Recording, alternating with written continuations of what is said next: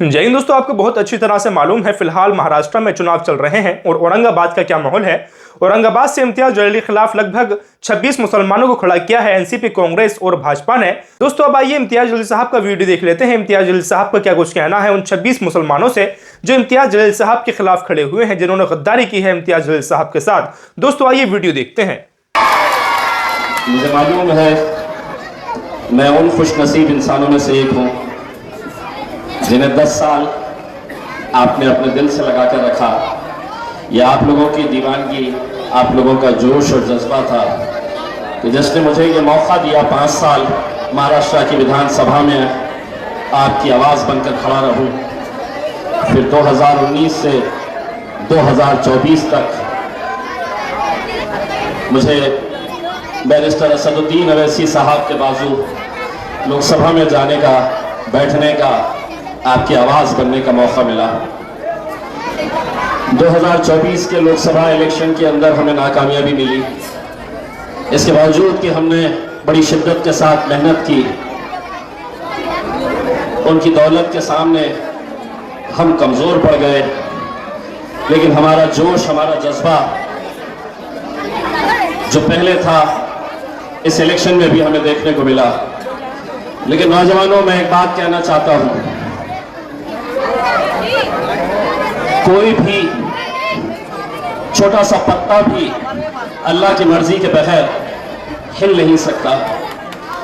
अगर उसमें हमें नाकामयाबी मिली तो शायद अल्लाह की कुछ रजामंदी हो, अल्लाह कुछ और बेहतर चाहता हो सकता है कि वहां हमें नाकामयाब करके यहाँ पर एक अजीम और शान कामयाबी हमें दिलाना चाहता होगा। इसी वजह से वहाँ पर हमें वो दिन देखना पड़ा और इंशाल्लाह 23 तारीख के दिन हम एक नया जश्न के तौर के ऊपर, अगर पूरी आवाम साथ रही तो हम औरंगाबाद ईस्ट, औरंगाबाद सेंट्रल और जहाँ जहाँ पर भी मजलिस के उम्मीदवार खड़े हैं वहाँ पर हम कामयाबी हासिल करेंगे। देखिए, पिछले तकरीबन 1 महीने से सिर्फ अकेला मैं ही नहीं, मेरे बहुत सारे साथी ऐसे हैं जिन्हें सिर्फ चंद घंटों की नींद मिलती है। मुझे याद नहीं है कि पिछले 1 महीने में कौन सा ऐसा दिन आया कि जब मुझे रात में सोने का मौका मिला। फजर की नमाज के बाद ही सोने के लिए जाते और जिस दिन 4 घंटे नींद हो जाए तो उस दिन ये समझ लेना कि बहुत आराम हो गया। लेकिन इंसानी जिस्म है, अल्लाह ने हर चीज़ अपने तरीके से बनाई है, कभी ना कभी तो साथ छोड़ेगी ही। इसीलिए जब इस कैफियत में आता हूं तो मैं यही अपने आप से कह कर उठता हूं, यही सोच कर उठता हूं कि कैसे कह दूं कि अब थक गया हूं मैं, कैसे कह दूं कि अब थक गया हूं मैं, न जाने किस किस का हौसला हूं मैं। इसीलिए आप लोगों की मोहब्बत ये जोश देती है, आप लोगों की मोहब्बत हमें ताकत देती है। 20 तारीख के लिए महज कुछ ही दिन बचे हुए हैं। यह इलेक्शन सिर्फ मेरा इलेक्शन है ऐसा नहीं है, यह हम सब का इलेक्शन है। और शायद आप अच्छी तरह से समझ सकते हैं कि पूरे महाराष्ट्र के अंदर 288 विधानसभा की सीटें हैं, लेकिन पूरे महाराष्ट्र के अंदर अगर सबसे ज्यादा साजिश, षड्यंत्र और पैसे का नंगा नाच अगर कहीं देखने को मिल रहा है तो वो औरंगाबाद की इस ईस्ट कॉन्स्टिट्यूएंसी के अंदर। वरना क्या वजह है कि एक इम्तियाज जलील को हराने के लिए 28 मुस्लिम उम्मीदवार खड़े किए गए थे। 28 कौन कौन थे? ऐसे लोग कि जिनका नाम भी उनके मोहल्ले वालों ने सुना नहीं था, लेकिन फॉर्म भर दिए। कहां से आया वो पैसा? ऐसा नहीं है कि 2 रुपए का फॉर्म लेकर आए, किसी ने भरा और ये दावा कर दिया कि मुझे एमएलए बनना है। उस फॉर्म के साथ 10,000 रुपये का डिपॉजिट भी देना पड़ता है हुकूमत को। कहां से वो पैसा आया? किसने दिया? क्या मंशा और क्या मकसद है उनका? मंशा, मकसद, साजिश, षड्यंत्र यही है कि ये वोट को कैसे बांटा जाए, इस वोट को कैसे तकसीम किया जाए। इसी इरादे से कौम के कुछ लोगों को पैसा देकर खड़ा किया गया कि तुझे कोई 10,000 वोट नहीं लेना है, अपने मोहल्ले अपने गली के 100, 200, 500 वोट अगर लेने की ताकत रखता है, उस हिसाब से भारतीय जनता पार्टी के उम्मीदवार ने इन्हें पैसा दिया। जमहूरियत के अंदर इलेक्शन लड़ना सबको इख्तियार है, लेकिन एक सवाल हम सबको ये पूछना है अपने आप से, कब तक हम ऐसे 10, 15, 20 लोग पूरी कौम का सौदा करने के लिए हर 5 साल के बाद मैदान के अंदर आते हैं, वोट काटने का काम करते हैं। कितने पैसे के लिए? तो किसी को 1 लाख, किसी को 2 लाख, किसी को 5 लाख।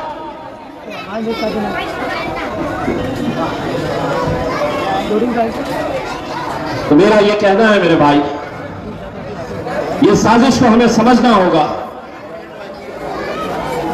ये खेल को हमें समझना होगा। अगर हम बट गए, हमारा एक वोट भी किसी दूसरे उम्मीदवार को अगर जा रहा है, तो ये समझ लीजिएगा कि वो वोट आपका डायरेक्ट भारतीय जनता पार्टी को जा रहा है। वो भारतीय जनता पार्टी जो आज महाराष्ट्र के अंदर एकनाथ शिंदे के साथ हुकूमत में बैठी है और जिसका मुख्यमंत्री कैसे लहजे का इस्तेमाल कर रहा है, इससे बदतर और क्या चाहिए हमें। कि हद ये हो गई है कि हमारे नबी करीम सल्लल्लाहु अलैहि वसल्लम के खिलाफ कोई गुस्ताखी करता है और मुख्यमंत्री उसको बाजू बिठाकर कहता है कि तुझे केशा लाई यानी हाथ लाओ देना और नहीं, तेरे बाल को भी हम धक्का लगने नहीं देंगे। एक वो है जो हमें सिखा रहे हैं। सेंट्रल के 2 शिवसेना के उम्मीदवार आपस में कट्टर दुश्मन, आपस के कट्टर विरोधी, लेकिन एक पीछे हट जाता है ये कहते हुए कि अगर हम दोनों लड़े तो 2014 में जो हुआ था वही दोहराया जाएगा। वो पीछे हट जाता है। सही मानों में हमारे मुंह पर तमाशा मारा गया उस दिन कि वो इतने हिस्सों में बटे हुए हैं, लेकिन एक है और हम एक अल्लाह एक रसूल को मानने वाले न जाने कितने हिस्सों में हम बट गए हैं। सियासत और मजहब को अब अगर हम अलग अलग चश्मों से देखें तो मेरे हिसाब से ये नादानी होगी, क्योंकि अब ये फैसले कि हमारे लोग सर पे टोपी पहनेंगे या नहीं पहनेंगे, ये दाढ़ी रखेंगे या नहीं रखेंगे, हमारी मस्जिदों से लाउडस्पीकर के ऊपर अजानें होगी, ये लाउडस्पीकर हटाना होगा, हमारी बच्चियां हिजाब पहनेगी या नहीं पहनेगी, इसका फैसला उन ऐवानों के अंदर होने वाला है, हो रहा है। लेकिन हम फिर भी समझ नहीं पा रहे हैं। यकीनन मैं आप लोगों का दिल की गहराइयों से मैं शुक्रिया अदा करता हूं कि जब जब भी हमने आवाज लगाई, आपने उस पर लब्बैक कहकर एक ताकत बनकर हमारे कांधे से कांधा लगाकर खड़े रहे। लेकिन इस बार यह साजिश बहुत गहरी है। आपके अपने इलाकों को मैं आगाह करना चाहता हूं, यहां के नौजवानों को मैं यह आगाह करना चाहता हूं कि अगले 8 दिन आपको अपने मोहल्ले में, अपनी गली में, अपनी बस्ती में, अपने घर में चौकन्ना रहना है। अभी 3 दिन पहले नारे गांव में 2 लड़के पकड़े गए, रात के अंधेरे में गरीब मुसलमानों के घरों में जा रहे, तुम्हारा इलेक्शन कार्ड दो, तुम्हारा आधार कार्ड दो।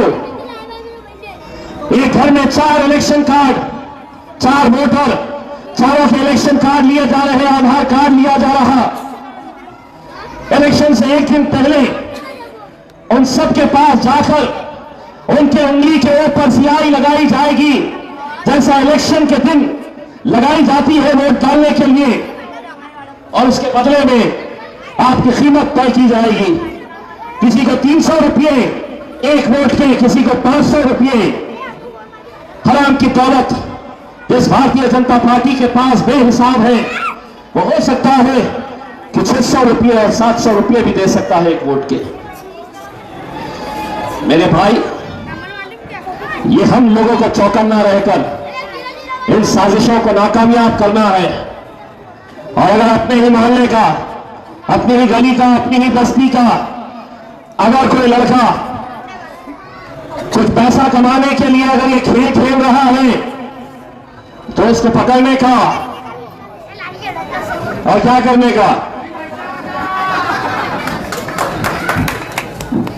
क्योंकि हम इसका शिकार हो चुके हैं मेरे भाई। लोकसभा के इलेक्शन के वक्त जो ये खेल खेला गया था, अब इस बार हमें इसे रोकना है। आपको मालूम है कि जब खेल खेले जाते हैं, जब साजिशें होती हैं, मजलिस पूरे 29 उम्मीदवार हैं, बहुत सारे हमारे बुजुर्ग, हमारी माएं और बहनें जब वोटिंग डालने के लिए जाती है तो कहीं ना कहीं एक घबराहट होती है कि इतने सारे ऑफिसर्स बैठे हैं, वहां पर ईवीएम मशीन,